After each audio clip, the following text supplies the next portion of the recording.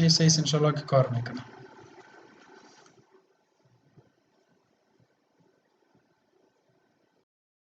خب بسم الله الرحمن الرحیم. شروع میکنیم درس آتوکاد سیول 3D 2017 اسنشال. درس اولی ما یک پروداکت اوورویو است که یک دفعه به شکل مکمل پروداکت تشریح میکنیم که چی مشخصات داره، کدام کارا را کرده میتونه که قبلا در پرزنتیشن رو موضوعات تشریح کردیم. میم سر خود آتوکاد سیول 3D.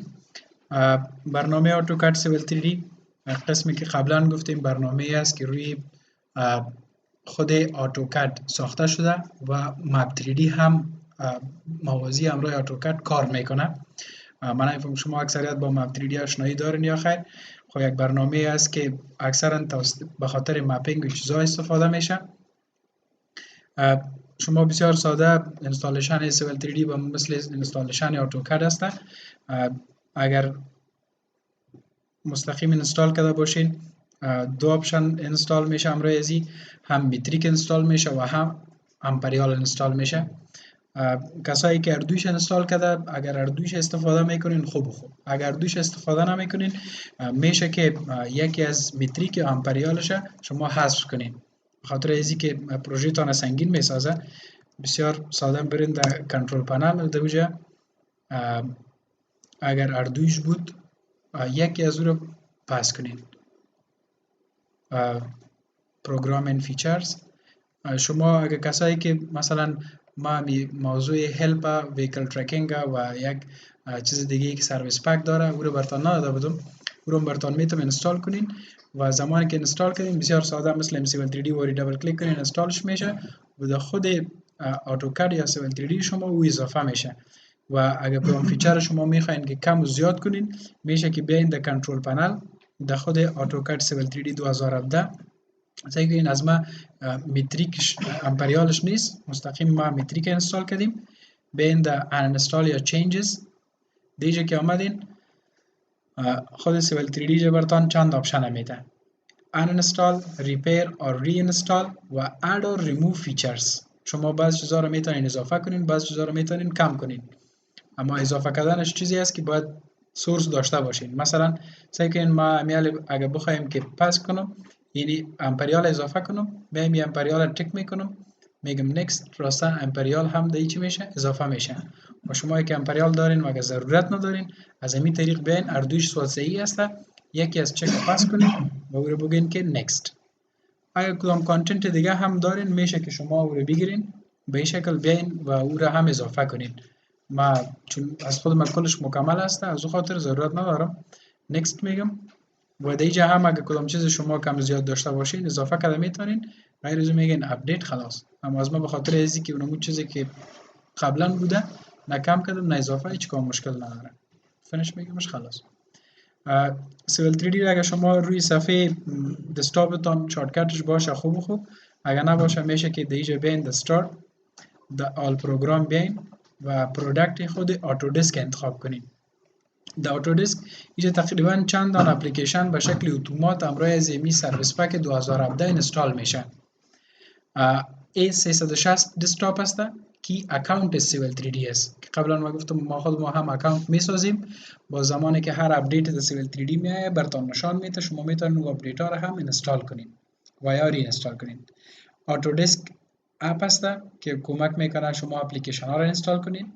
آتودسک سب اسمبلی کامپوزر است. سب اسمبلی کامپوزر شما سب اسمبلی هایی که دارین در سیول 3D، مثلا سب اسمبلی یکی اسمبلی است که سب اسمبلی است.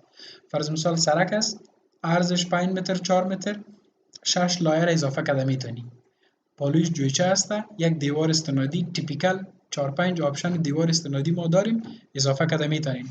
اما از شما کسی میخواد که فرض مثال یک دیوار استنادی که انجینیر استراکچر شما به شما دیزاین میکنه کاملا متفاوت است با دیوارهایی که در خود سیول 3D به شکل دیفالت یا تمپلیت است.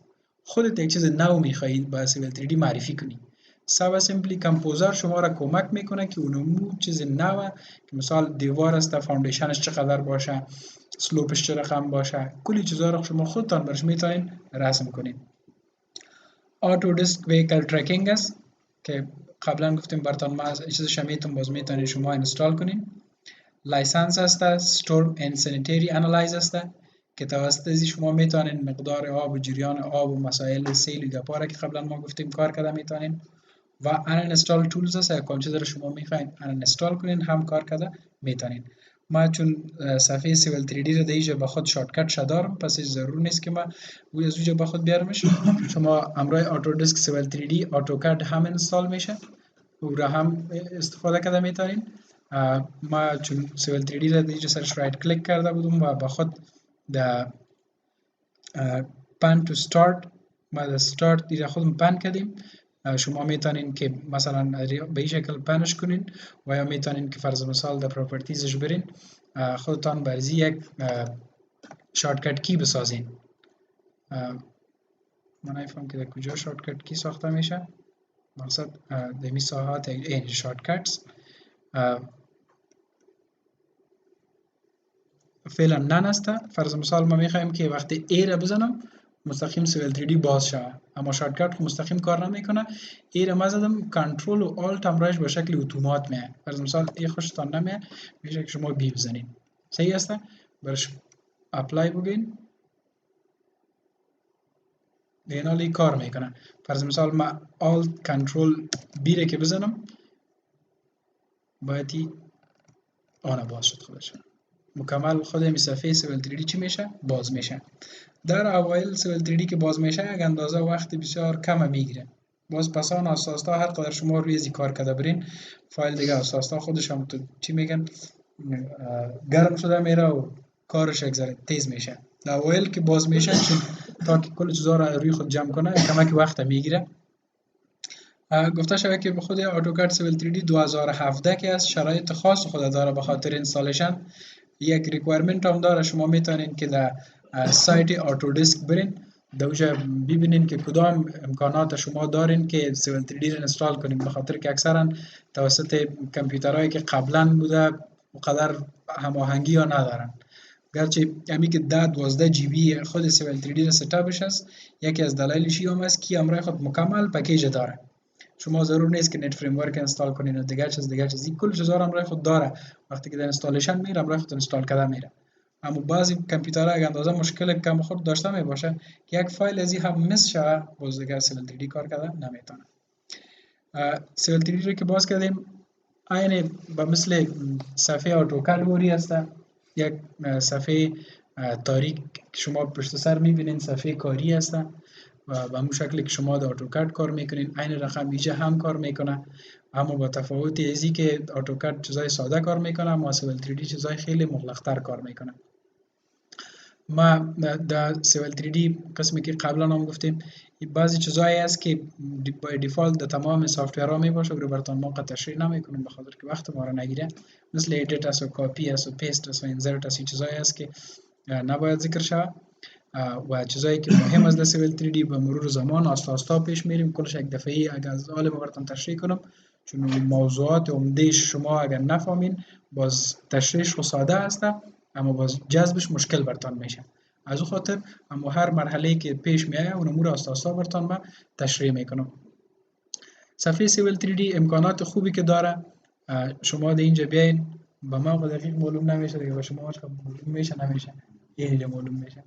دیگه که بیاین اینجا کلیک کنین فعلا چیزایی که موجوده است نیو است، اوپن است، سیو است، پلات است، اندو است، کلی چیزا موجود است. مثلا دیگه چیزا رو هم شما اضافه کرده میتونید. ببینید ما قبلا در ویدیوی دیگه پشت از اینی ورک سپیس میگشتم. این ورک سپیس ما قبلا از اینجا آوردمش، اینجا می یک علامت ستینگ که است از این پایین آوردمش از اینجا، اما حال شما میتونین که مثلا از اینجا هم بیارینش، هیچ کدام مشکل نداره. فرض مثال ما میخوایم که تمام آپشن ها بیایه، در پالی ازی آپشن سیو از بیایه، در پالی ازی فرض مثال مچ پراپرتیز بیایه. صحیح است؟ خب زیاد نمیخوایم بیرو بار باشه اما میخوایم که شو مینو بار، مینو بارهای ما نشان داده شود. البته اینی مینو بارهایی که میبینید کل مینو بارهایی است که به خاطر سیول 3D استفاده میشه. خب پیش ازی که بریم خود سیول 3D رو تشریح کنیم اکثر مردم وقتی که پروداکت یک دفعه به بار اول استفاده میکنه موضوعات هلپ هستند، موضوعاتی است که شما را کمک میکنه. سیویل 3D یک خوبی داره که شما را هم به شکل ارقام میتونه کمک کنه و هم میتونه به شکل از اشکال یا فریم های ساخته شده شما را کمک کنه. سیویل 3D 2017 را ما خودم هلپش را دانلود کردیم و انستال کردیم. با شما هم هلپش میتونم، شما میتونید انستال کنید. هلپ سیویل 3D از اینجا که شما بیاین، گرچه باز مکمل نیست، خب نسبتا خوب است. اینی آپشن ها در خود سیویل 3D موجود است. یک آپشن مکمل هلپ است. شما ایره که کلیک کنین با شما یک ویندوز دیگه باز میشه، ویندوز دیگه باز میشه که در اینجا شما هر آن چیزی که مشکل دارین میتونین که پیدا کنین. مثلا سعی کنین فعلا سورس است که از کدام سورس ها استفاده میکنه سیویل 3D، چی رقم ما شروع میکنیم سیویل 3D را، کلی موضوعات در بین ازی است. در پالوی ازی دست چپ ازی تمام موضوعات عمده به شکل مکمل لیست شده. مثلا هلپ است، انهانسمنت هلپ است، توتوریال ها است، ویدیو ها خود سیویل 3D داره. شما میتونین که دانلودش کنین و از روی ویدیو ها کار کنین. اما ویدیوهای ازی به شکل مسلسل نیست که مثلا شما بتانین از اول شروع کنین 40-45 ویدیو باشه. نه، در هر پروداکت که چیز نو میایه یا خود از این ویدیوها را هم امروز چی میکنن، روان میکنن و این ویدیوها خیلی معتبر است به خاطر که از خود کمپانی اتودسک هستن. مثلا بیست پرکتیس گاید هستن، شما میتونین از پرکتیس استفاده کنین. هلپ ایجا در اینجا در خود اتودسک 360 در پالوش هلپ میایه، اما از شما فکر کنم انستال نشده. اگر کلیک کنین نمیایه، غیر از اون میایه اونجا هلپ نوشته هستن. هلپ یا F1 هم که بزنین هلپ میایه. بعد از هلپ اینال دمی ما تا فعلا از هلپ اون طرف نرفتیم. شما اگه هلپ کلیک کنین به خاطر که از شما انستال نیسته از شما نمیایه. آمد؟ نه، این میایه. اون دست چپ برین آخرین آیکانه که کلیک کنین اینه میره بزنین برتان یک مسیج میده. صحیح؟ شما میتونید که اگر کامپیوترتون به اینترنت وصل است از آنلاین هلپ استفاده کنید. اگر کامپیوترتون به اینترنت وصل نیست باز میشه که از آفلاین هلپ استفاده کنید. اما آفلاین هلپ باید شما دانلود کنید که چی رقم دانلود میشه هم برتان ما کار میکنم. ما از خود دانلود کردیم، از اون خاطر شاید باز ضرورت به از این پیام نباشه که دانلود شوه. سعی کنید در هلپ ازی مثلا کدام مینو نو است اینجا آمده، what's new، getting start، چی رقم ما شروع میکنیم پروژه را. توتوریال ها هست، مثلا ما این توتوریال کلیک کنم این تک صفحه باز میشه. شما مستقیم میتونین که هر توتوریال که یا کار کردن مینو با مینو تعقیب کنین. مثلا اینجا ما کلیک میکنم، سعی کنین دیجا میایه توتوریال working with point clouds، چی رقم امروی point clouds کار میکنیم. مثلا اینجا کلیک میکنم، بعد از اون میایه step by step ایره برتان یک دانه خود سیویل 3D تشریح کرده. مثلا اکسرسایز اولش است import point cloud، باز پایین تشریح کرده که چی رقم ما point cloud import میکنیم. مثلا ایشه ما کلیک کردم، امو استپایش برتان یک دانه کل نظیر چی کرده تشریح کرده. اگر کسی فرض مثال بخواه که به این شکل پیش بره هم میتونه که از سیویل 3D بیاید در هلپش یک دانه کل نظیر تعقیب کنه. اما این باز خیلی زیاد به دیتیل است که به نظر ما بیخی دیگه حوصله یک آدم میگیره. در خود سیویل 3D 2017 هلپش یک اندازه ویدیو هم داره. شما مثلا اینه کلیک کنین، یعنی این ویدیو هایش هسته. من ایره کلان میسازم، سعی کنین ویدیو است که از طرف خود کمپانی اتودسک دی ثبت شده. هر کدام ویدیو را که شما خواسته باشین میتونین که اینجا پلی کنین. تقریبا زیاد از ویدیوش این قدر ویدیو رو خود زیاد ثبت کردگی دارن. مثلا میشه که یکی از ویدیو را مثلا درباره چی باشه، یعنی مثلا سرفیس است، کلیک کنین و این پلی میشه برتان. صدا هم داره، آدیو هست و ویدیویی که اینه understand the user surface interface هست. سیول 3D چه رقم اینترفیس ها را کار میکنه، یعنی پلی شده روان است. کل از این براتان به شکل ویدیو هم تشریح کرده. آفلاین است اینا کجا؟ این کلش آفلاین است. گرچه ما به اینترنت اکسس هم دارم، ما آفلاین دانلود کردیم به خودم. باز می دانلود شدگی من با کلتان میتم شما اینستال کنین. باز نمی کاری که ما میتونم کرده شما هم میتونین کرده. درست است. و این خیلی ساده دانلود هم اگه میکنین خیلی ساده دانلود راستی از خاطر از باید شما اکانت داشته باشین. اکانت هم بسازی براتان. خب ما یک بسته میکنمش. از این طریق شما به ویدیوهای سیول 3D هم اکسس دارین. اینجا نوشته شده دانلود آفلاین هلپ. اینو که کلیک کنین مثلا این میل مستقیم میره در کمپانی اتودسک، در سایت اتودسک میره. ما چون اکانت دارم از اون خاطر لازم نیست. اگر شما باز خواسته باشین میشه که خودتان براتان برین و دانلود کنین. صحیح است؟ مثلا مسائل دانلود دیگه گپ نمیزنم. لرنینگ سورسش است و غیره. شما اینمی موضوعاتی که دیجا ذکر شده یکی از خوبی های دیگه سیول 3D است که یک موضوع چندین جای بر شما ذکر میکنه که اگر یک جای شما یادتان میره یا جایش پیدا کردن نمیتونین، در دیگه جاها هم موضوع جای به جای شده. شارتکت هایش هم هست و دیگه گپایش هم هست. مثلا اینمی چیزایی که شما میبینین که help us what's new getting started with گپا، شما دیجا دی بالا دست راست که بین پالوی از سوالیه یک دانه تیری که به طرف پایین جهت هسته، اینی که کلیک کنین اینمی چیزا کلش در ویژه گنجانیده شده.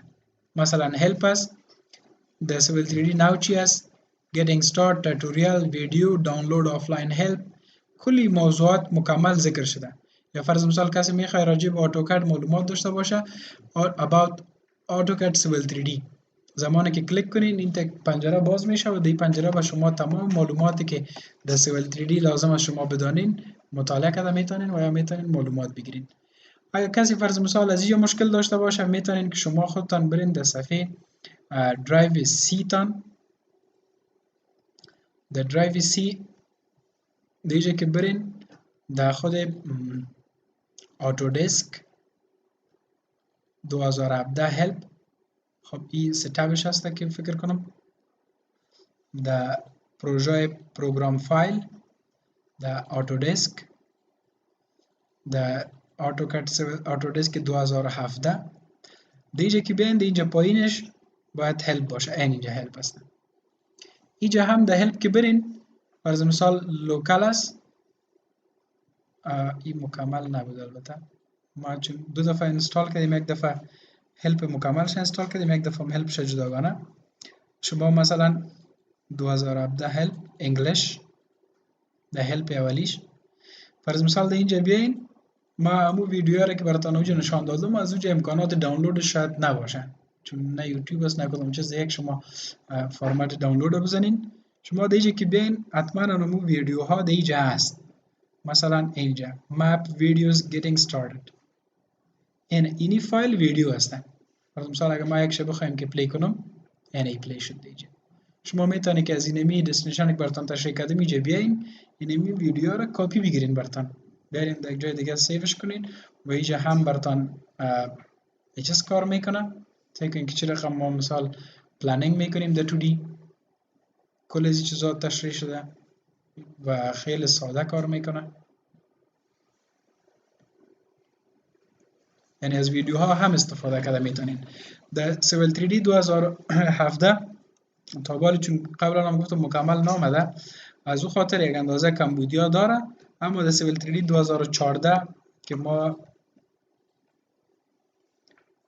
لایسنسش داشتیم ما یک اندازه در دسکتاپ گریدز و سیول 3D repeat get started new سیول 3D اینجا فکر کنم که دیجا دراوینگز داره. یعنی به خاطر از اینکه شما کار کنین یعنی تو نیست که اکثر اوقات مثلا سیول 3D را کسی بر شما زمانی که اینستال کرد در داخل از این پوینت هست، در داخل از این پروژه های نمونه‌ای که کار شده هست، در داخل از اینکه شما سر هر پروژه میخواین کار کنین موجود است. مثلا اینیا را ما از 2014 به خود کپی کردیم انداختیم به خاطر اینجا نوشته شده AutoCAD Civil 3D 2014 drawings.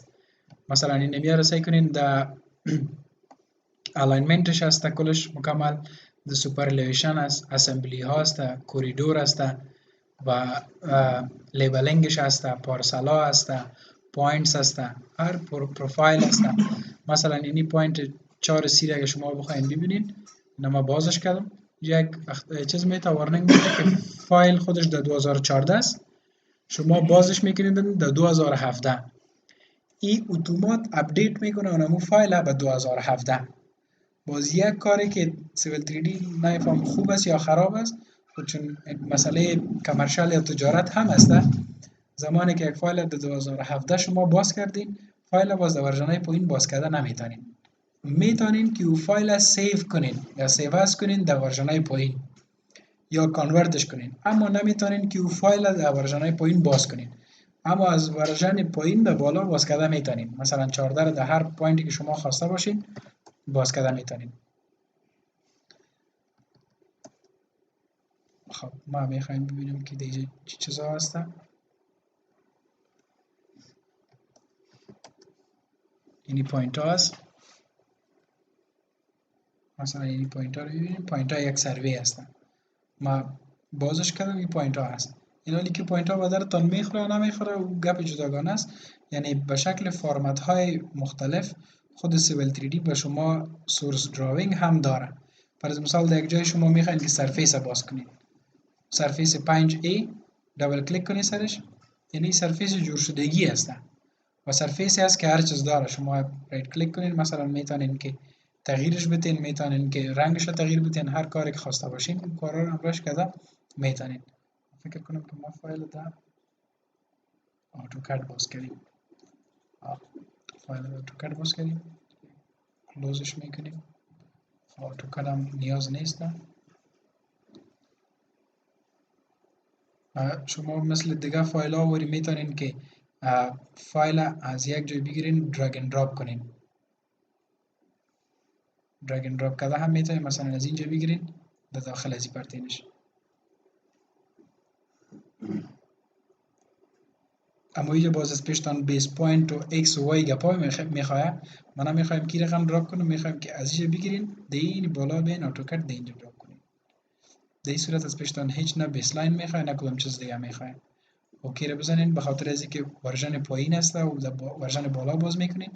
حالی یک سرفیس است، رایت کلیک کنین.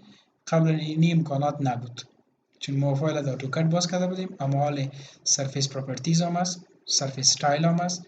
فرض مثال ما میخوایم که رنگای از یار تغییر بدم، رنگ سبز نه، فرض مثال میخوایم رنگ آبی باشه. هر جایی که رنگ سبز است و رنگا را کلش و رنگای چی تبدیل کرد؟ آبی تبدیل کرد. یعنی عکس پروژه‌ای است که یا عملا کار کرده یا شما هم میتونین که سرچ چی کنین کار کنین.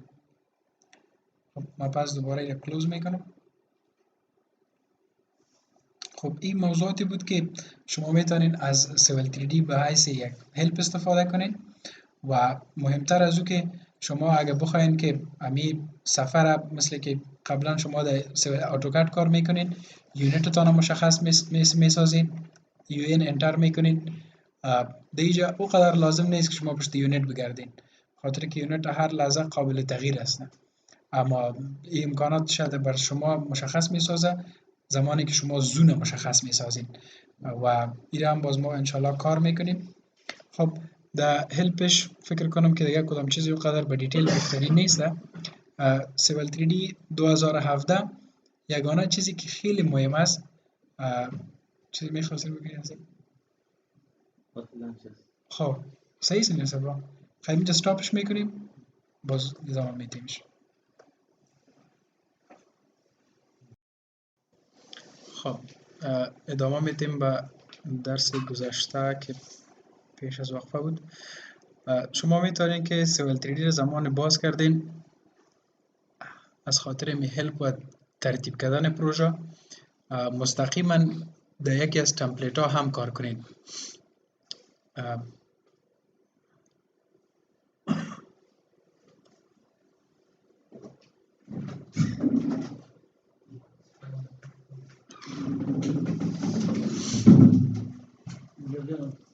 مثلا فعلا حال هیچ نوع پروژه باز نیست اینجا و آغاز پروژه هسته. شما میتونین اینجا دو آپشن است، یکی در اینجا اگه بیاین از ما هم فعلا فعال است. در پایین یکی کرییت است که شما در اینجا پروژه ها را ترتیب میتین یا پروژه را باز میکنین یا پروژه را میخواین که از اینجا اوپن کنین. و دیگه در پالوی از یکی دیگه است لرن است. این پروژه تان کلوز کنین، بالا بغلکش که کلوز کنین پس اثر باز میشه. کلوزی که در بالا است پایین از یک دانه چلی پای دیگه است. او سرخ نزنین پایینی که دیگه بتوره بزنین. این نمیره. صحیح. دیگه سعی کنین یکی کرییت است یکی هم لرن است. فعلا ما در کرییت هستیم که شما میتونین که پروژه‌ای که اینجا که سرخ است پایینتر از زیر یک تازی پایینتر بزنین. روی که بزنین صفحه تان به این تک شکل تبدیل میشه.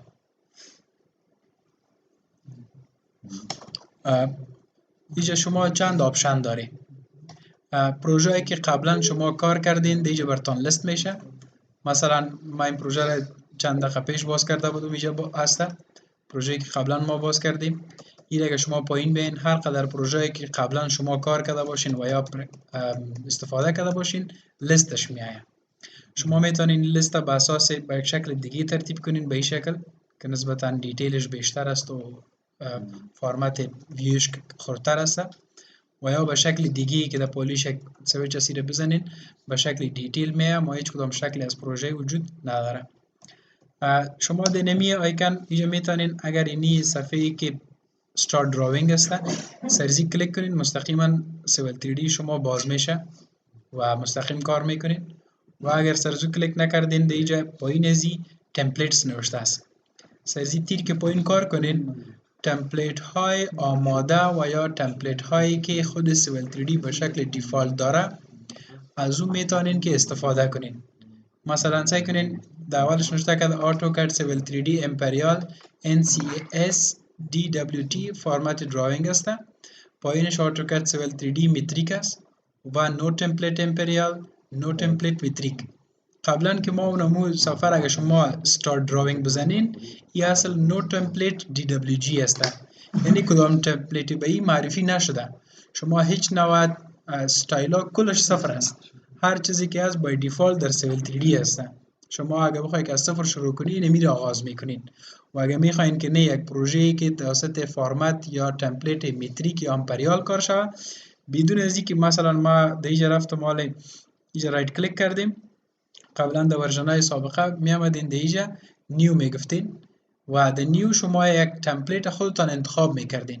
در انتخاب ازی شما اکثرا من نفهم در کامپیوتر ما خودم کپی کردم در درایو سی که برین در خود پروگرام در یوزر در اینجا بازم اکانتتان برین در اپدیت های نمی متریک پیدا کرده میتونستین. این سابقه بود دیگه ولی قرار دور به دراز ضرور نیست که ما شما بریم چون اپدیت استفاده میکنیم.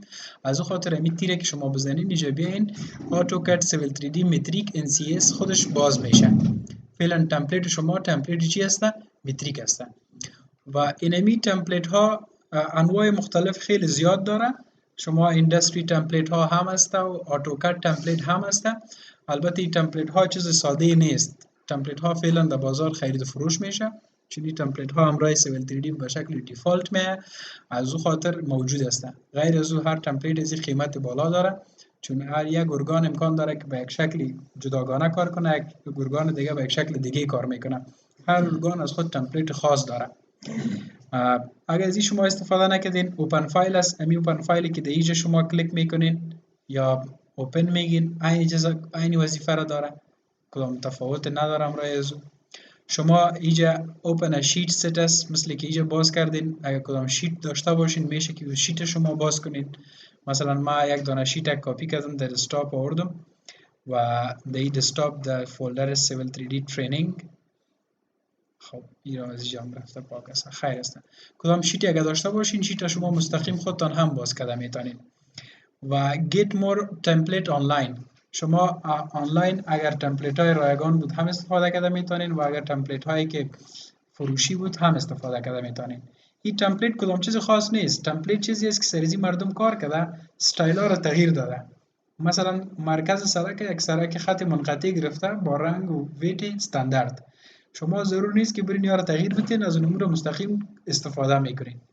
اون یک چیزی است که یک نفر شما هم اگر از سیول 3D زیادتر کار کنین تمپلیت ساخته میتونین. مثلا ما خودمون میل تمپلیت داریم در دفتر، هیچ ضرور نیست که ما در هر پروژه وقتی که شروع میکنیم بریم ستینگ تغییر بدیم و بسیار کارا را بکنیم. فقط در اون تمپلیت پوینت های خود انسرت میکنیم، دونمو کار میکنیم، استایل ها دیگه قبل از قبل کلش مکمل جور شدگی است. و اگر کدام سامپل فایل اکسپلور میکنین هم میشه. شما اگر بخواین که به لرنینگ برین درباره از اینی براتون بگم که یک اکاونت است که شما میسازین در سیول 3D A360. فعلا ما لوگین هستم، دیگه نام من نوشته شده ویلکام مالیار. شما هم میتونین که براتون یک اکاونت بسازین. ساختن اکاونت خیلی ساده است. شما اینجا بالا که بیاین رایت کلیک کنین، دیگه براتون میگه که کرییت نیو اکاونت. کسایی که البته اکاونت نداره خیلی ساده ایمیل آدرس تان میتین، همراه پاسورد دیگه پا برش عادی داده میتونین اکاونت براتون میسازین. اکاونت هم خوبی زیر داره که در سیول 3D هر قدر اپدیتی که میشه اینا شما را با خبر میسازه. مثل که صبحکی براتون من نشان دادم یا حالا میجه است، مثلا اینی مسیج یا اپدیت ها با ما امروز صبح آمده که فرض مثال انفراورک 360 هست. اگه میخوای انستالش کنی، اگه انستال میزنی خلاص دیگه تو لازم نیست که فرض مثال برید در کمپانی اتودسک در سایتش سرچ کنی که چی نو هسته که ما انستال کنم. مثلا در سیول 3D 2014 فعلا سرویس پک هاش مکمل شده. سرویس پک یک چیزای کمکی است که به خاطر سرعت دادن سیول 3D ریلیز میشه. مثلا شما استفاده میکنین زمانی که در اوایل می باشه و در سرویس پک داشته نمی باشه. چرا؟ به خاطر که از مشکلات ازی مردم با خبر نمی باشه. زمانی که سیول 3D شما ایرار میته و مشکل پیدا میکنه، شما یک ایمیل میتین به خود کمپانی که ما اینی کار کردم، این تک چیز یک دفعه کامپیوتر ما می سیول 3D کلوز شد. بازو از خاطر حل از اینمی میپردازن با سرویس پک یا تولید میکنن. با سرویس پک زمان که شما اینستال کنین بازو اون مشکل رفع شده میره. فعلا در سیول 3D 2017 فقط یک سرویس پکش آمده که رو ما اینستال دارم در کامپیوتر خود و شما هم میتونین اینستالش کنین. و چیزای دیگه که هست کلش اپلیکیشن ها یا اجزای کمکی است. مثلا لایتینگ اند سولار انالایز فور رویت، این به خاطر رویت است که از کمپانی چی است؟ اتودسک است. اما که سیول 3D کار نمیکنه، اما بعضیش هست که امروز سیول 3D هم کار کرده میتونه. و داشتن اکانت 360 یک خوبی دیگه هم داره که به شما اجازه میده و مثل که شما از گوگل استفاده میکنین شما در اینجا پروژهتان ثبت هم کرده میتونین. حتمی نیست که امروزتان لپتاپ یا هارد دیسکتان بگردانین، در هر جای دنیا که باشین در اکانتتان انسرت میشین، در هر کامپیوتر که باشه پروژهتان باز میکنین، ادیت کرده میتونین، تغییرات آورده میتونین، فایل تان گرفته میتونین، پس از اکانتتان لوگ آف میشین خلاص. یعنی براتون سپیس هم میده سیول 3D. پالی کرییت اگر شما در دست چپش ببینین یک چیز لرن است، اینه که کلیک کنین انمو ویدیوهایی که ما در هلپ براتون گفتم است و یا در خود درایو سی در پروگرام فایل رفتیم و دیدیم که ویدیوها هست. این ویدیوها در اینجا هم قرار دارن. شما میتونین هر یکی از یار یک دفعه کلیک کنین سرش پلی میشه براتون. اما فکر کنم که از اینجا دانلود شده نمیتونه. شما میشه که از اون فایل سیول 3D که در کامپیوترتون در درایو سی اینستال است از اونجا برین براتون کپی بگیرین. مثلا سعی کنین اینمی انفراورک 360 تشریح میکنه. انفراورک 360 هم جزء دیزاین سرک است با دیتیل زیاد. با دیتیل زیاد یا براتون بگم که با ساده کار میکنه زیاد. مثلا سعی کنین یک عکس از گوگل ارت است یا کدام سافتور دیگه است، خواهد چی است عکس از فضایی است. ایره راستن خیلی ساده. مثلا سعی کنین نوعیت سرک برش انتخاب میکنه که کدام رقم سرک باشه. فکر کنم که صدام داره تشریحات میده، ما کمی پیش میبرمش. الاینمنت برش انتخاب میکنه، سعی کنین چند نقطه را ماند حتما براتون کم کم معلوم میشه. میبینید این ساعته عرض سرکی گپا را برش داد و سرک ایجاد شد. گلاییش خورد و کلان ساخت. بازی مستقیم میشه که 3D رو ببینن. خیلی ساده. و اینمی کار ما در سیول 3D هم کده میتونیم.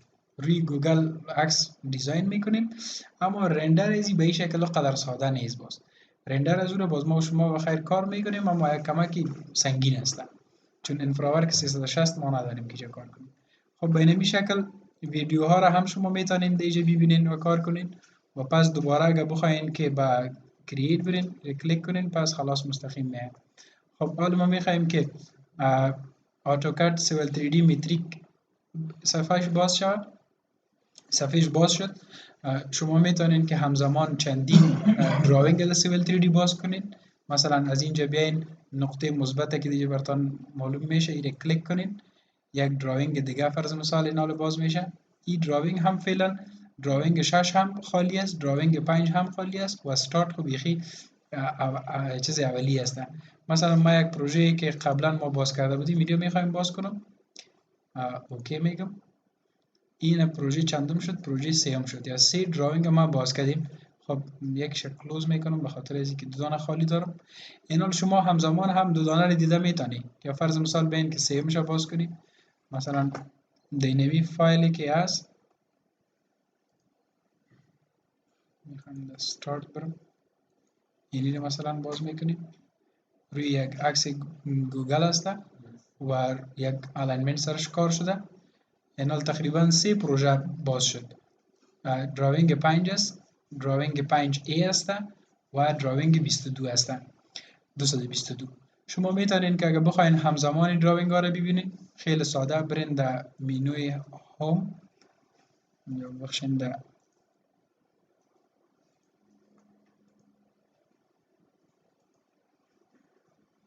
ویو است. در ویو که آمدین اینجا چند آپشن دارین: تایل هورایزونتالی، تایل ورتیکالی. ما میخوایم که ورتیکالی عرصه از رو ببینم. صحیح است؟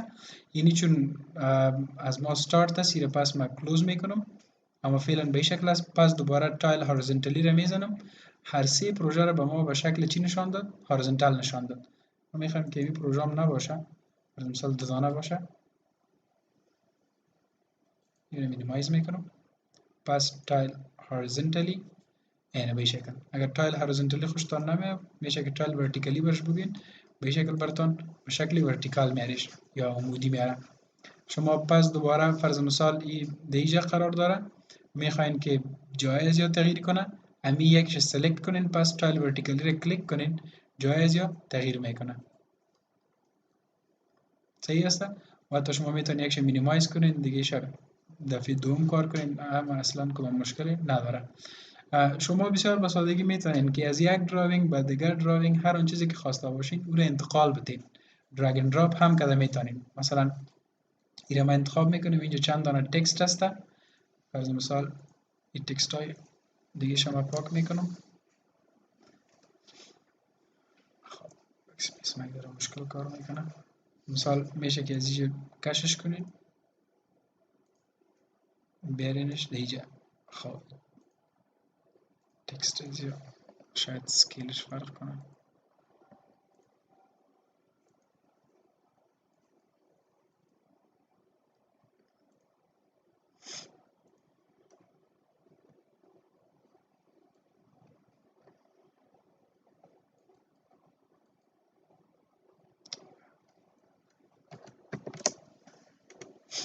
نه تا ولی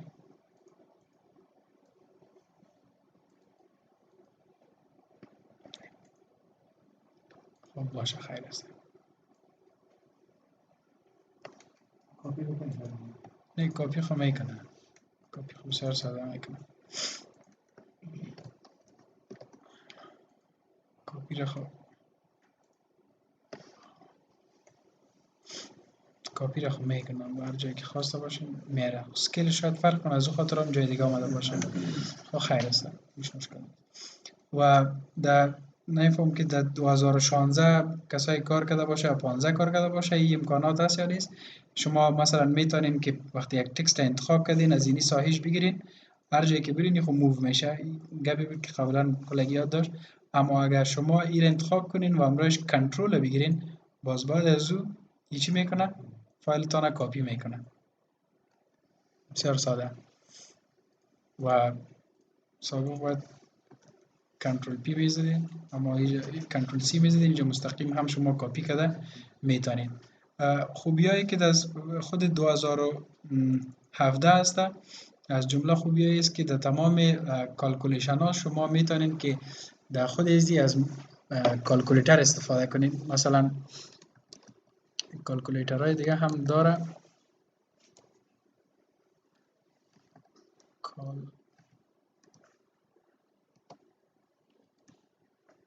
کالکولیتر این کالکولیتر بود که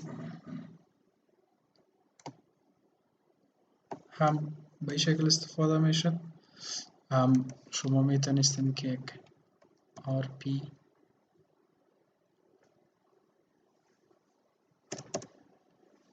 PRN کالکولیتر بشید. این تک چیزی که دیگه هم هسته. خب خیر، از او هم میشه استفاده شود. خب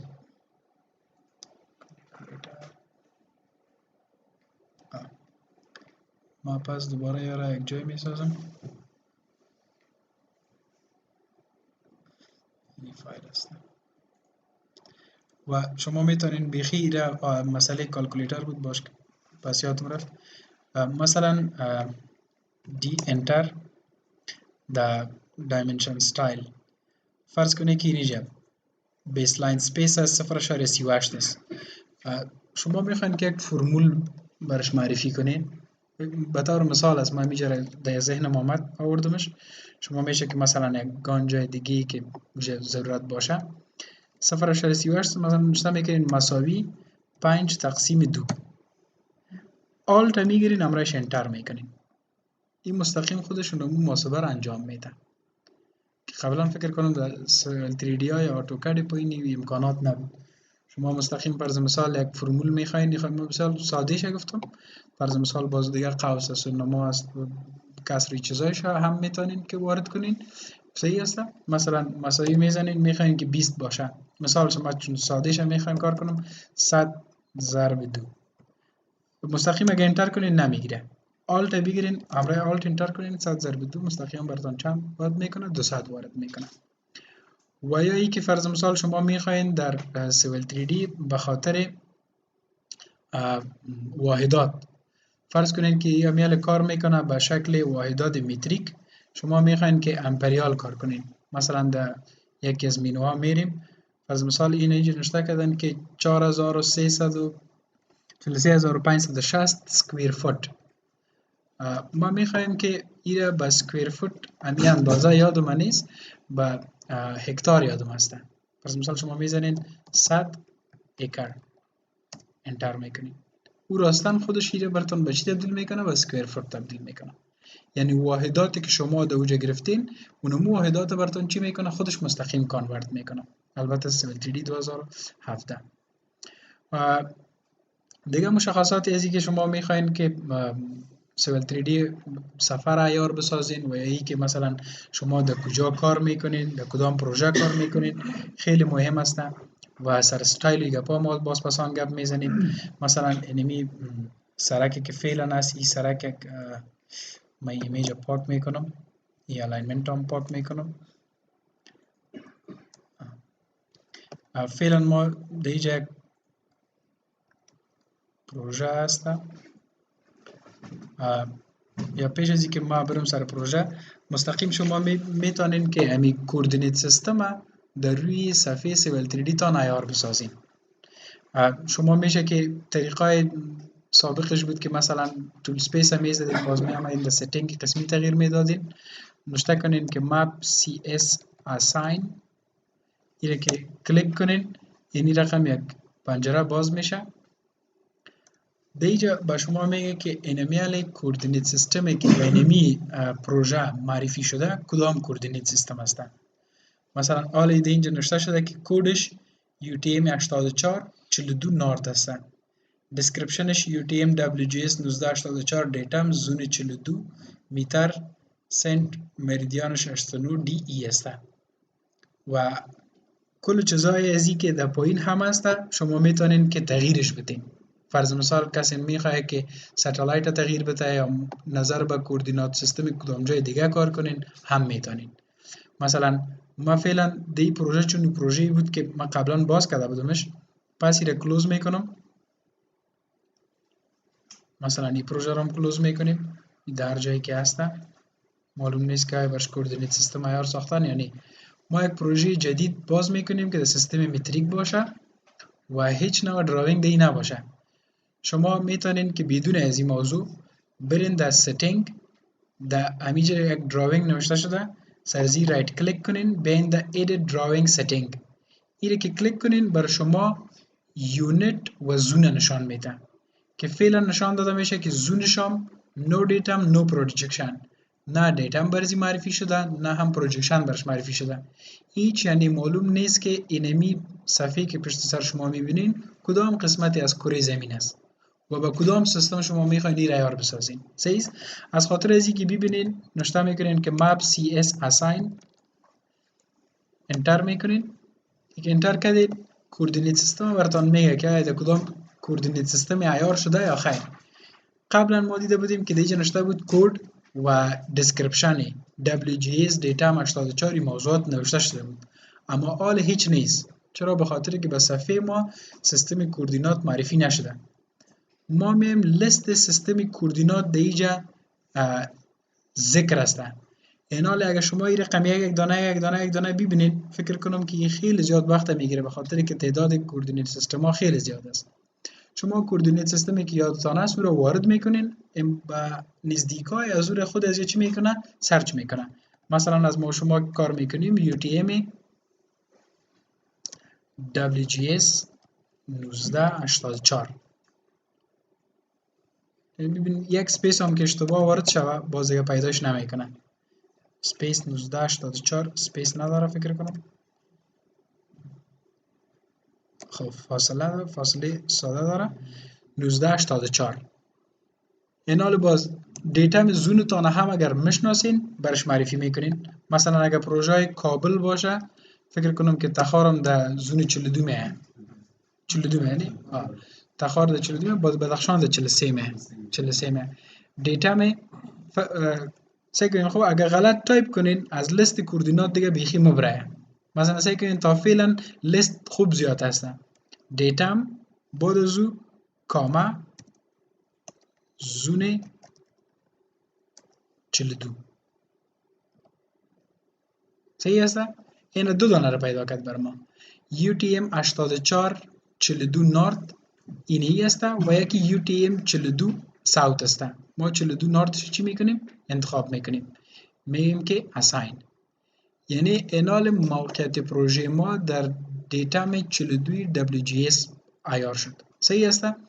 حالا اگر پس ما دوباره در setting بریم و رایت کلیک کنیم بریم در edit drawing setting، قبلا اینجا بود که no دیتام یا no projection، اما حالا سعی کنین خودش UTM WGS دیتام گرفته.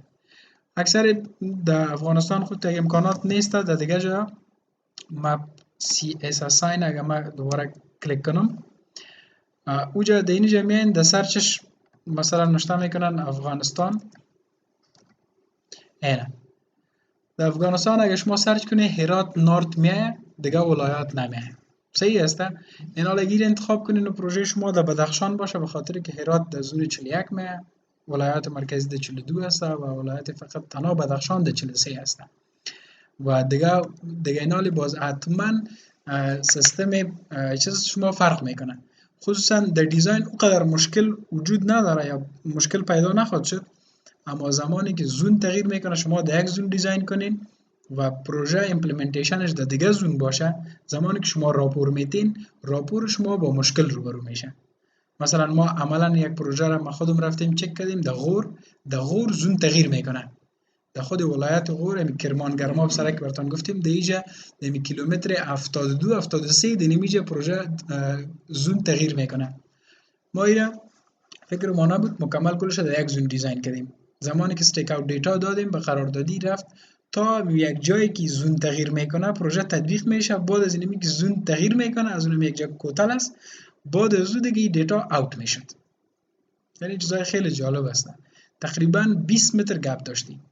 باز 20 متر دیگه زیر پس دوباره ما مسرک اپلود کردیم و زون تغییر دادیم و پس دوباره دیتا دادیم، باز پس دوباره وارفتن در تطبیقش هیچ نوع باز مشکل نبود. پس این تو مشکلات میآید در صورتی که شما زون مشکل با تفاوت وارد کنین. این حال سعی مثلا در اینجا اگر ما هرات اساین کنم مستقیما در ستینگ ما اینجا edit drawing setting اگر شما بیاین زون ما اونمو افغانستان و یا هرات انتخاب شده. صحیح است؟ خب ما میخوایم که چون با دیتیل همین مسئله زون تشریح کنیم، پس در شما اینجا 4 آپشن دارین، پروسپکتور است، ستینگ است و سروی است. بین که برتانی را هم تشریح کنم. جزء اساسی سیویل 3D که تقریبا 70 الی 80% مینوها در بین از او قرار داره او اینی تول سپیس است. تول سپیس زمانی که شما بالای از این کرسر ماوستانه ببرین هایلایت میشه. این وقت هایلایت میشه که 4 آپشن پهلوی ازی رنگ آبی هایلایت شده باشه. اگر ما یارا دیسلکت کنم و این رقم بیایم مال بالای ازی هرچی کلیک میکنین این نشان نمیده خوده. چرا؟ به خاطر ازی که از روی ازی ما این مینوها را پس کردیم. شما این تول سپیس میتونین بین در جنرال رایت کلیک کنین بین در اینجا به نام تول سپیس ما یک چیز داریم. اما باز هم نمیاد چون اینمی 4 آپشنی که در تول سپیس باید نشان داده شود دیسلکت است، انتخاب نیست.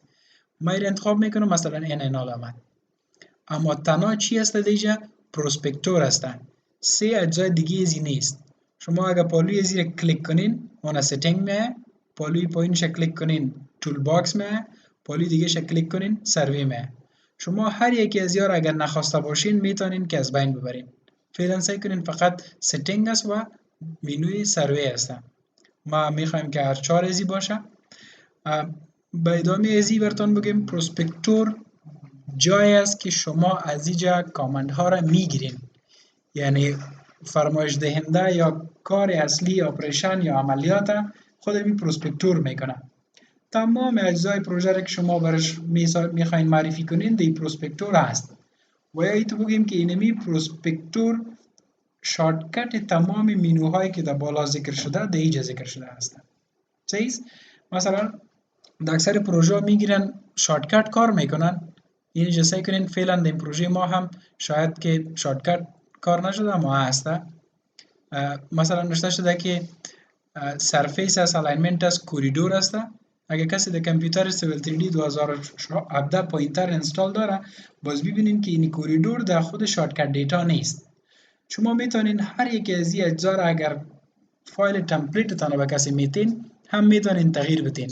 فرض مثال من نوشته میکنم که شارتکت نود فعلا یک از ارقامش یعنی نشان داده شود. اگر صفرش کنین دینی دست ببینین اینمی شارتکت از بین میره.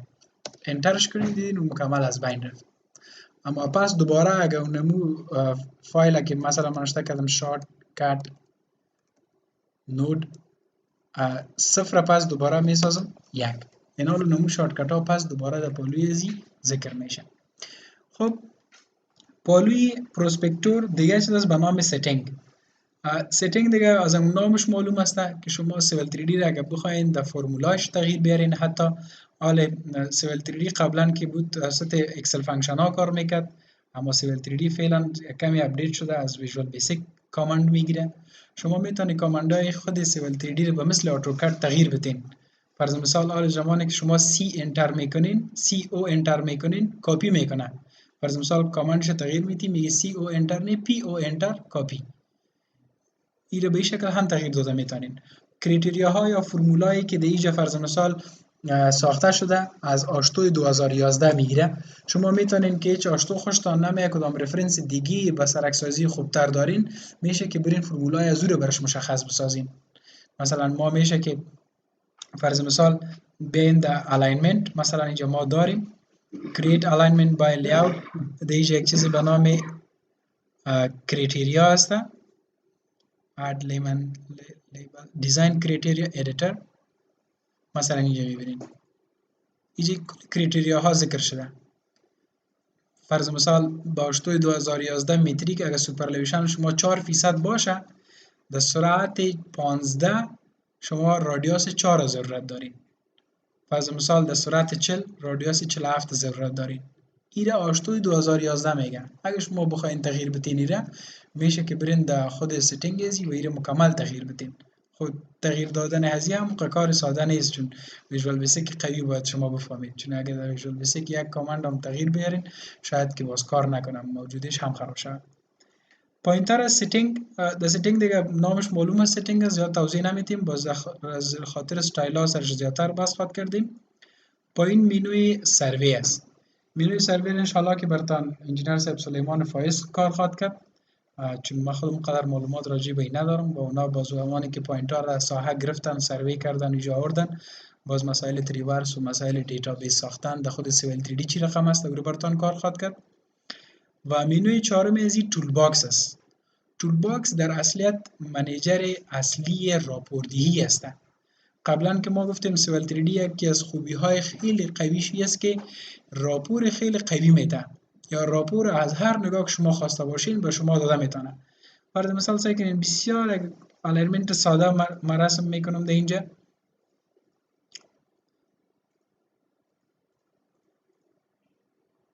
خلاص یک الاینمنت هر رقم که هست. شما زمانی که اینجا بیاین در الاینمنت فرض مثال الاینمنت دیزاین کریتریا وریفیکیشن بخواین از اینمی برتان یک راپورت ترتیب میکنه. فرض مثال میخواین که جنرال لیگل دیسکریپشن یا فرض مثال شما در پروفایل بیاین انکریمنتال استیشن الیویشن دیزاین پولوشن چیزی نوشته شده میره کمی طرف کش کنم دیفرنس ریپورت راپور بین سرک موجوده و سرک شما دیزاین کردین. رایت کلیک کنین اکزیکیوت برش بگوین اما فعلا چون ما پروفایل نداریم از اون خاطر براتون میگه که پروفایل نیست. شما اگه خواسته باشین فرض مثال از پارسل ها قبلا که ما گفتم فرض مثال ما یک پارسل تشکیل میدیم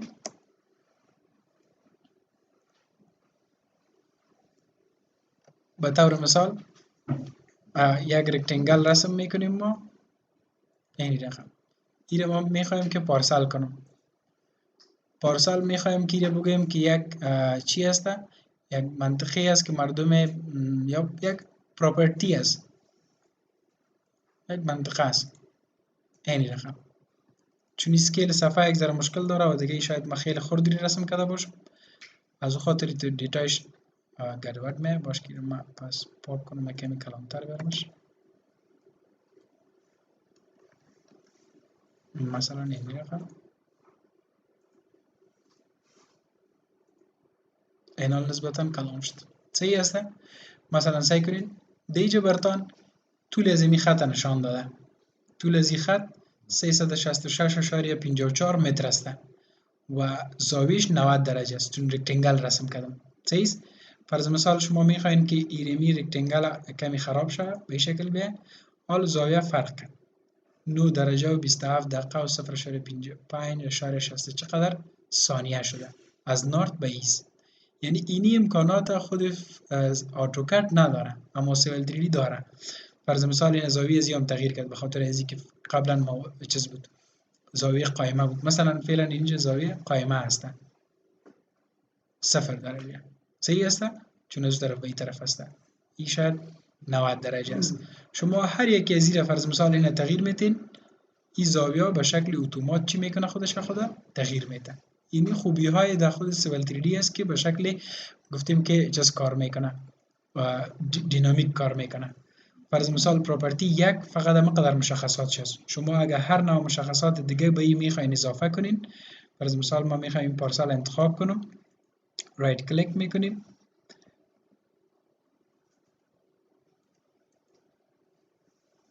لیبل پراپرتیز خب نمیخوایم مال به جزئیاتش برم به خاطر ازی که موضوعات یک ذره مغلق تر است. مثلا گفتیم در پارسل ایریا ریپورت است. شما اینمی پارسل میتونین که بگیرین از این تمام یک راپور بسیار به دیتیل بتین بر نفر. فرض مثال بگین که این نقطه ایکس و وایش در کجا است از این به این طرف زاویه در کدام ارقام است از این به این طرف در کدام ارقام است کل زیر یک دانه شما تغییر داده میتونین نمبر داده میتونین کل چیزاش تغییر میخوره. دیگه فرض مثال ما قبلا هم گفتم که چون در سیویل 3D 2017 فعلا دیگه کریتریاهاش نامده. اگر 2016 و 15 و 14 پیشکس انستال باشه باز دوجه دینیجا فعلا ای به شکل عمومی است ریپورت منیجر است و مسکرنس یوتیلیتیز است. شما باز دوجه امکانات زیر دارین که مثلا فرمت هندوستان است انگلستان است اندونزیا است استرالیا است امریکا است و فرمت های دیگه معتبر که شما به هر شیوهی که خواسته باشین راپوردهی کرده بتانین. یک کار خیلی خوب است برای سیویل 3D. خب ما میتونیم که می تول سپیس این چیزا گرچه مربوط به قدر چیزا هم نمیشه فعلا. اگه ما ایره بگیریم سعی کنین دیگه جای اگه ببرین کمکی، مثلا دراگ اند دراپ هم کده میتونین ایره هر جایی که خواسته باشین، و یا میتونین که سرزی رایت کلیک کنین مووش کنین مثل که قبلا کردیم و مطمئن میشه موو، و یا میشه که شما ایره یک طرف جابجا کنین، مثلا انکور لفت بگیم به طرف چپ جابجا شده، وقتی شما سرش کلیک کنین پس دوباره میایه، و اگر طرف راست خوشتان نمیه وقتی چپ خوشتان نمیه میشه که انکور طرف رایتش کنین. این حال فعلا به این طرف آمده، و اگر ایتو هم خوشتان نامد مثلا میشه که شما برش یک ترانسپرنسی بتین که در پشت سر بکگراند ازی معلوم شود. فعلا اینی رقم اگر زیاد برتان مزاحمت میکرد میشه که به این شکل شما ایره کار کنید، مثلا پشت سر صفحهش هم امکانات ازی میره که معلوم شود. خب این کارا رو ما قدر نمیخوایم، ترانسپرنسی شو پس به سالید تبدیل میکنیم. اوکی. شما میشه که آتو هاید بانین، فرض مثال بگین زمانی که کار دارم باشه، زمانی که کار ندارم نباشه. یعنی آتو هاید است فعلا اگر کار دارین یا کار ندارین ایده می بغل است. شما میتونین این را خرد و کلان کنین نظر به خاطر ازی که بخوانین یا معلوماتش صحیح خوانده شود اینی رقم. و اکثرا ما خودم شخصا در آتو هاید میمانمش، اینی جا پالویش یک تیرک کی رقمی بزنینش این فعلا در آتو هاید است. غیر از او که بیاین سرش واز میشه ادیت کده میتونین انتخاب کنین هر کاری کده میتونین، غیر از او به مشکل است. شما میتونین که همزمان در اینجا چندین آبجکت آتو هاید بانین. فرض مثلا ما میخوایم که فایل اگزرف باز کنم، مثلا به طور مثال اینی پراپرتیز میخوایم باز کنم یا تول پلیتس، این رو میخوایم که آنکور لفت باشه در طرف چپ بره. این رو سعی کنین دو دانه ایجا بجای شد. اگه پایین بین تول پلیتس است، اگه بالا برین تول سپیس هسته. فرض مثال میخوایم که پراپرتیز هم همراه ما همیشه باشه، اینجا که کلیک کنین پراپرتیز می و یا میشه که شارتکت شو بزنین کنترل یک. این میشه که مثال اینجا بیارین. اکثرا اینی انتقال از یکی مشکل داره، خوب باز امرتان جنجال میکنه، اما اگه کنترل فشار داده ای را کار کنین به این رقم این مستقیم میتونه که هر جای شما خواسته باشین رو ببرین. مثلا این را هم میخوایم که به طرف لفت جابجا کنم، حالا فکر کنم که اینجا مثلا معلوم میشه نمیشه، خیلی خیرام است. سه دانه است، در بالا تول سپیس است، پایین بین تول پلیتس است، پایین تر از اون بین پراپرتیز است. شما میتونین همزمان چندین آبجکت به این طرف جابجا کنین، هر کدامش که کار داشتین سرش کرسر ماوستون رو ببرین و مستقیم خودش میایه، مشکل نداره. خب این چیزایی بود که چی رقم شما صفحه تان اجست میکنین. بعضی چیزای دیگه که در سیویل 3D 2017 نو بود در جریان هم ما شما کار کرده میتونیم. مثلا نمیفهم که نو است یا نیست، خب مقصد ما قبلا قدر سرش کار نکرده بودیم، شاید با شما هم نو باشه. مثلا سی انتر سنتر یک سرکل رسم میکنم، چند جایی را کپی کردم. فرض کنین شما یک پولی لاین رسم میکنین، پولی لاین رسم میکنین سنتر از زیر فعلا انتخاب نمیکنم. چرا؟ به خاطر که اسنپ ما سنترش فعال نیست. صحیح است نه؟ شما ایره که زمان کلیک کنین سرش بیاین سنتر فعال بسازین. مثلا سنتر در کجا است؟ اینجاست. سنتر که فعال ساختین اینالی که بیاین اونمو سرکل آماده میشه. شما هر کدامش که با این وصل کنین آخرش هم سی انتر کنین کلوزش میکنه. طریقه سادهش یا ای که مثلا شما بعضی اوقات فرض مثال سنتر ما این پوینت و نود فعال کردیم یا فرض مثال تنها این پوینت فعال کردیم، میخوایم که پولی لاین رسم کنم. پولی لاین رسم میکنم در عین زمان ضرورت میشه با سنتر.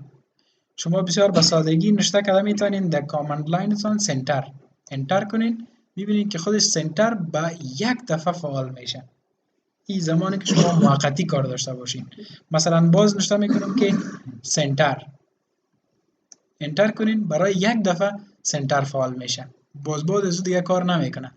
مثلا اکثر اوقات شما یک چیزی را وصل میکنین یا کار میکنین ضرورت به یک چیزی میشه، به می از اسنپا یک ضرورت میشه. شما مثلا نمونه رو تایپ کنین مستقیم بر یک بار کار میکنه. و یا ای که فرض مثال بعضی اوقات ایمی سنتر ما فعال میکنم اما در سنتر ای اسنپ آف است.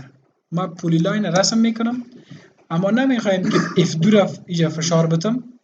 شما F3 است فکر کنم F3 است. F3 را فشار داده بگیرین. فشار داده که بگیرین اونمو اسنپ مستقیم چی می باشه؟ فعال می باشه. این هم یکی از خوبیایش هسته. خب موضوعات دیگه که در خود سیول 3D است، شما زمانی که کرسر را هر طرف شور میتین و شما X و Y از اون منطقه را چی میکنه؟ نشان میده. شما میتونین که در اینجا دست راست پایین ترین نقطه 3 دانه خط هسته. دیجا که رایت کلیک کنین، یک کلیک کنین سرش، یک چیز باز میشه به این شکل. دیجا به چندین چیز شما دسترسی دارین.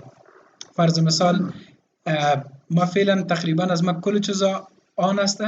شما بعضی چیزای دیگر هم اگر ضرورت داشته باشین با کردن تیک مارک کل زیاره چی کنین؟ آن بسازین. فعلا این تقریبا تمامیش آن شد. صحیح هسته؟ و پایین هم میبینین که بیروبار خیلی زیاد است. خیلی زیاد. این رقم که شما پیش برین کل از رو براتان فعال بسازه. و به نظر ما شما به خاطر ازی که پروژه تان سنگین نشه و سیول 3D تان آسان کار کنه فقط یک اسنپ فعال بسازین و یا غیر فعال بسازین. دیگه چیزها را اکثریت از این آف کنین. فرض مثال snap UCS solid آف باشه، show annotation object آف باشه. یک دینی آخر آمده یک چیزی به نام هاردویر اکسلریشن هسته. هاردویر اکسلریشن تان همیشه باید آن باشه، چون AutoCAD Civil 3D اکثرا روی هاردویر گرافیک کار میکنه و زمانی که شما در کامپیوترتان گرافیکتان با Civil 3D هماهنگی داشته باشه، یعنی تو بگیم که Civil 3D بتانه او رو همراه خود استفاده کنه از اون، این باز اتومات خودش آن می باشه. مثلا انجینیر صاحب حکومت کامپیوتر قبلیش همین رقم بود که او همی گرافیک کارتش خیلی ضعیف بود، اینمی آف بود. ما هرچی گرفتیم رایت کلیک کردیم آمدیم در گرافیک پرفورمنس ایره آن بسازیم، آن ساخته نتانسته بیره چون اونمو گرافیک کارت ایره سپورت نمیکن. گرافیک کارت شما هر قدر قوی باشه سیول 3D همون قدر خوب کار میکنه. این بر رم یا به هارد دیسک یا به ورژن ویندوز و این چیزا قدر وابستگی نداره که چقدر سر گرافیک کار میکنه. شما هر قدر کامپیوتری که با گیم آماده باشه استفاده کنید از سیول 3D را اونم قدر خوب کار میکنه. یعنی اکثرا کامپیوترهای گیمینگ به این سافت‌ویر بسیار خوب هستند. شما اجازه کنین چندین آپشن است. ما از خاطر ازی که کامپیوتر ما کل است و بودش همین سیول 3D هست کل ازی رو تک مارک کردیم. High quality geometry for capable devices, smooth line display, advanced material effect, full shadow display, pro pixel lighting یا فونیک کل ازی رو ما آن ساختیم اوکی میکنمش. شما هم میتونین به این شکل پیش برین. و یا اگر در همزمان در پروژه تان چندین چیز دیگر کار میکنین، ما خودم خمیر رقم کار میکنم دیگه، شما اختیارتان در تاسک منیجر ما میایم اکثر خود دیجا AutoCAD اپلیکیشن سرچ رایت کلیک میکنم میرم به دیتیلزش و دیجا پریوریتی ازی همیشه در های میمانم. این پریوریتی ازی فکر کنم کمک میکنه که شما کدام چیز دیگه کار میکنین و در ردی دوم و سوم قرار میتم و در ردی اول کل گرافیکتان همه سر سیول 3D کار میکنه. در خود سیول 3D زمانی که شما بیاین در پایین تول سپیس دیجا یک تیر است به طرف پایین. دی تیر که پایین بزنین دیجا بسیار چیزای دیگه هم است که شما را کمک میکنه. مثلا تا فعلا فقط یک چیز زی سواتسایی است یا باشن هایلایت است که او کامند لاین است یا کامند بار است، جایی که شما کامندتان نوشته میکنین. مثلا اگه کسی بیا اینمی کامند بار تانه از بین ببره یا مثال کلوزش کنه، حال شما هر چیزی که کامند نوشته کنین میایه کار میکنه اما نشان داده نمیشه کجاست. شما یک طریقه ساده شی است که کنترل F2 رو بزنین، تمام کامند هایی که شما دادین قبلا و تا به یک اندازه رو یه هیستریش که خود چی میکنه نگاه میکنه. مثلا شما دیگه هر چیزی که نوشته کنین اونمو کار میکنه. به طور مثال ما قبل نوشته کردم سی انتر که یک سرکل رسم میکنه، این رسم کرد. صحیح؟ اما او فقط یک دفعه کار میکنه، بعد از او گم میشه. شما اینمی رو کلیک کنین برین پس دوباره در F2 ای که آمد دیگه نوشته کنین که کامند لاین انتر کنین، اونو کامند بار شما که قبلا از بین رفته بود یا کلوزش کرده بودین پس دوباره آمد. و یا ای که مثلا کامند بار اگه شما به رقم کلوز کنین میشه که دی تول پلیتس بیاین دی سه پایینیش دی اینجا یک چیزی به نام کامند لاین نوشته است یا کنترل نو را که بزنین هم میه. اینو که کلیک کنین پس دوباره کامند لاین شما چی میشه میه. سیول 3D دیجا یک خوبی داره که شما را ما میاره یکی جداگانه تشریح میکنم. کانتنت براوزر است. اینو که شما کلیک کنین با شما بعضی چیزا را کتلاکش تشریح کرده یا کتلاکایی که شما در سیول 3D ضرورت دارین که با شما تشریح کنه او رو براتون دیجا میاره. به طور مثال ویژوالایزیشن کتالوگ است، کوریدور مدلینگ کتالوگ است. کوریدور مدلینگ کتالوگ با فرمت متریک است و امپریال است. یکش مثلا ما کلیک میکنم اینمی فرض مثال بریج اند ریل سب اسمبلی چی کار میکنه، مثلا اینمی یا کلش براتون یک دانه آورده و تشریح کرده. صحیح است؟ کتالوگش میشه که در سب اسمبلی هم بیاید. مثلا دومی ازی دیزاین سنتر است. دیزاین سنتر دیگه چیزی است که شما ایره در اتوکاد هم یاد دارین و از اونجا هم میتونین بعضی چیزایی که قبلا ساخته شده باشه مانند چوکی آدم و یا درخت یا فرض مثال الماری و میز نانخوری و چیزا را از اونجا کپی کرده بیارین. ما در سیول 3D و امروز سر کار نداریم. در پولی ازو یک چیز به نام دیگه آبجکت ویور است. آبجکت ویور پسان در خود فرمت دیگه شما است. زمانی که شما کلیک کنین و بعد از آبجکت انتخاب کنین به شما آبجکت به شکل 3D نشان میده. میبینین؟ چون این دایره از ما کدام هایت نداره، از او خاطر به ما یک 2D نشان داده میشه. اما اگر ما این را کلوز کنم و فرض مثال اینمی دایره را هایت بتم، مثلا میم در پروپرتیز این را زیدش صفر است، فرض مثال میتونمش 10. حالی از 2D به چی تبدیل شده به 3D. شما میتونین که دیگه پلیتس بیاین ای آبجکت ویور بزنین و یا طریقه سادهش رایت کلیک کنین بین بگین آبجکت ویور. حالی باید هایت میگرفت. خب هایت حتما خیلی کم است و یا یکی 2D است. خب باز خیر از آبجکت ویور میشه که ما در سرفیس برتون واضح نشان بدیم که در اوجه مثلا او خودش 3D است. در پولی آبجکت ویور یک چیز دیگه به نام لیر پراپرتیز منیجر است. خب بیره شما هم میفهمین که LA انتر کنین میایه. پولی از یک چیز دیگه به نام اکسترنال رفرنس منیجر است. شما اگر کدام چیزی را فرض مثال اتچ میکنین همراه از اینمی فایلتان، فرض مثال سعی کنین ما میخوایم که یک فولدر دیگر یک فایل دیگر دیجا اگزرف کنم یا اکسترنال رفرنس است نی، یعنی ایره کلیک کنیم این تو میایه. چی شما اکس رف نشته کنین و یا چی اکسترنال رفرنس نشته کنین و یا چی ده اینجا بیاین اینمی پالوی زیره که اکسترنال رفرنس منیجر است کلیک کنین این چیز است. فرض مثال باز دیجا خیر است ما شما کار میکنیم میره یک فایل میرین انتخاب میکنین، فرض مثال اینی فایل اوپن میگین برش ای در روی صفحه میایه. مثلا در کجا جای بجای میکنی، فرض مثال در اینجا. حالا بعد از زمانی که شما ایره زوم اوت کنین این اینجا آمده. صحیح است؟ اما به شکل چی آمده؟ به شکل یک رفرنس آمده، یک آبجکت نیست. میبینین که خیره هسته. صحیح است؟ به این شکل هم شما ایره کار کرده میتونین. ما نمیخوایم که رفرنس باشه، پس دوباره چی رقم مثالی را از بین برده میتونین. یکی خب اگر دیلیتش کردین خب خوب، اگر دیلیت نکردین میشه که دیجا بیاین شما ایره سرش رایت کلیک کنین بگین که دی اتچ.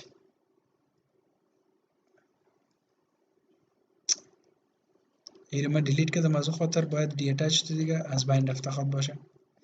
باز هم اینه انلود این از بین میبره و اگر رفرشش کنیم خلاص.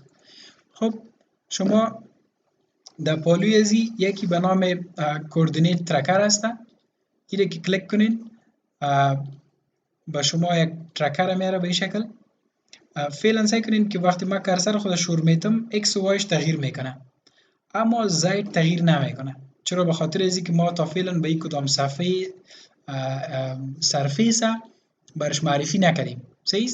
اگر یک اینمی سرفیسی که قبلا ما دیلیتش کردم پس دوباره بیارمش، فرض مثال اینمی رو پس دوباره بگویم لودش کنه،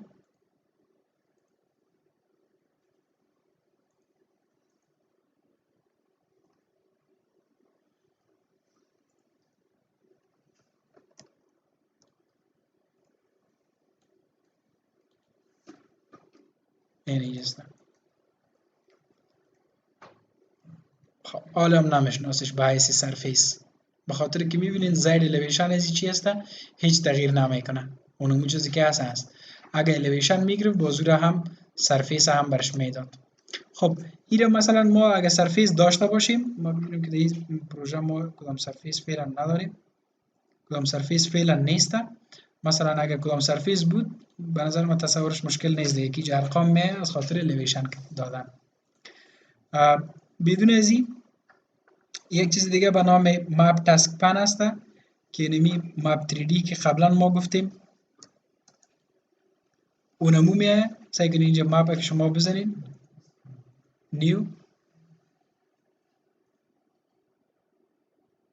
اگر شما نقشه یا کدام چیزی رو در پشت سر ازی گوگل یا کدام عکس دیگه داشته باشین و عکس‌ها رو براتون بسیار به شکل واضح خود ازی نشان میده. خب از آپشن مپ 3D است، قصر ازی هم نمیپیچیم ما شما.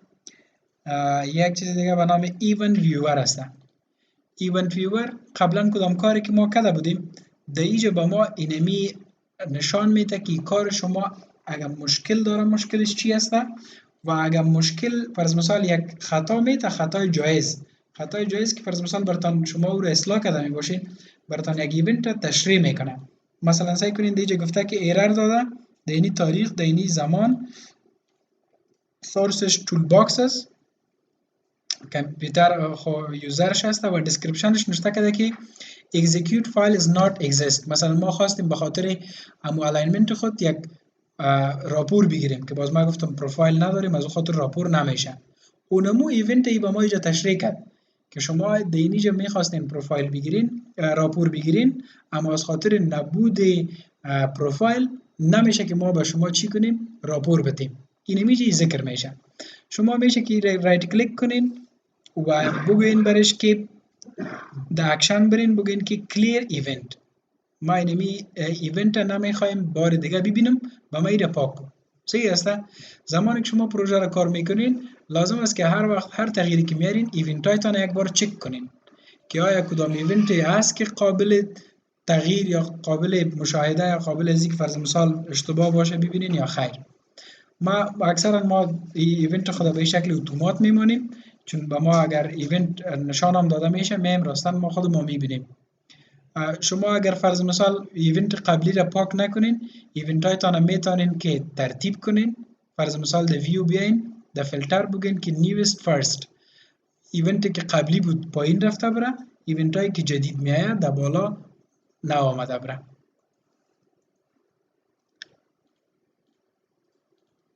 خب دیگهش قدر چیز مهم نیست. DF کانکت است، ایدیت تول پالتس است که اوجا هم باز است، مشکل نداره. خب دیگه تقریبا صفحه سیول 3D ما آماده ازی است که شروع کنیم سر پروژه یا بعضی گپای دیگه، اما چون وقت ما امروز خیلی زیاد ضایع شد از او خاطر پیش از اینکه درس دیگه بریم ریکاردر رو میخوایم که زیاد طولانی ثبتش نکنیم. یعنی باز به خاطر ازیام که کسی بخواد بشنوه خسته میشه، چون بخش تقسیم بندیشه خوب تر است. من خیلی استاپ میکنم.